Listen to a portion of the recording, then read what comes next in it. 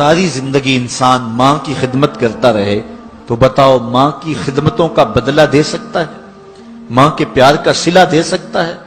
عرض کی گئی کہ میں اپنی ماں کو اپنے کندھوں پہ اٹھا کر کے حج کروایا ہے اور سائی اور کعبۃ اللہ کا طواف کرایا ہے، اور حالت یہ تھی کہ اگر چٹان کے اوپر گوشت کا ایک ٹکڑا ڈال دیا جاتا تو وہ بھی بھن کے کباب بن جاتا، اتنی گرمی کی شدت تھی۔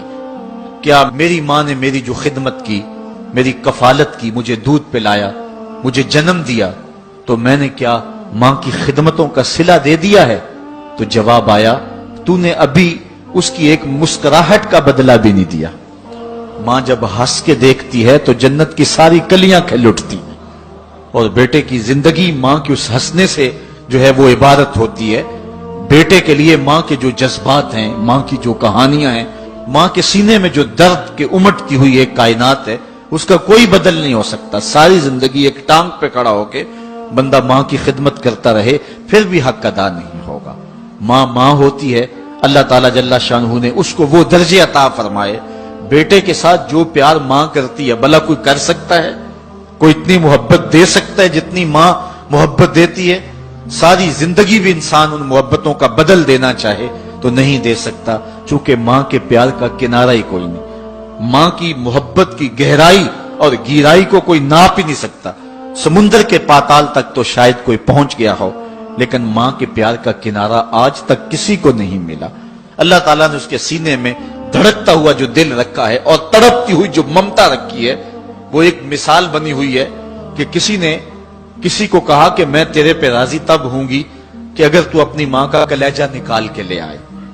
تو اس بدبخت نے اپنی اس محبوبہ کی خواہش کو پورا کرنے کے لیے اس اقدام کی تیاری بھی کر لی، اور جا کے ماں کا سینہ چیرا اور اس کا کلیجہ نکالا، اور اپنی اس محبوبہ کی خوشنودی کے لیے تیز تیز آ رہا ہے کہ میں اس کو دکھاؤں کہ میں نے یہ کارنامہ بھی سر انجام دے دیا اور یہ چوٹی بھی سر کر لی ہے۔ تو تیزی سے آ رہا تھا، راستے میں ٹھوکر لگی، جب گرا تو کہتے ہیں ماں کے کلیجے سے آواز آئی پتر چوٹ تو نہیں ہے۔ یہ ماں کے پیار کا روپ ہے، یہ ماں کی محبت کا انداز ہے۔ دنیا والوں، ماں کی قدر کو ضائع نہ کرنا، ماں کے پیار کو اور اس کی محبت کا صلہ دے تو نہیں سکتے، لیکن ساری زندگی ماں کی نوکری کرنا اور اپنے باپ کی زندگی کے اندر کبھی بھی نافرمانی نہ کرنا، یہ سعادت مندی اور خوش نصیبی ہوتی ہے۔ حضور نے منبر کی 3 سیڑھیوں پہ قدم رکھتے ہوئے آمین آمین کہا تھا، تو بعد میں پوچھا گیا حضور آپ نے ہر سیڑھی پہ قدم رکھتے ہوئے آمین کہا تو یہ کیا ماجرا تھا؟ فرمایا جبریل آئے تھے، انہوں نے مجھے کہا تھا اس شخص کی ناک خاک آلود ہو جو ماہ سیام رمضان المبارک کو پائے اور پھر کثرت عبادت سے اپنی بخشش نہ کروا سکے، تو میں نے آمین کہا۔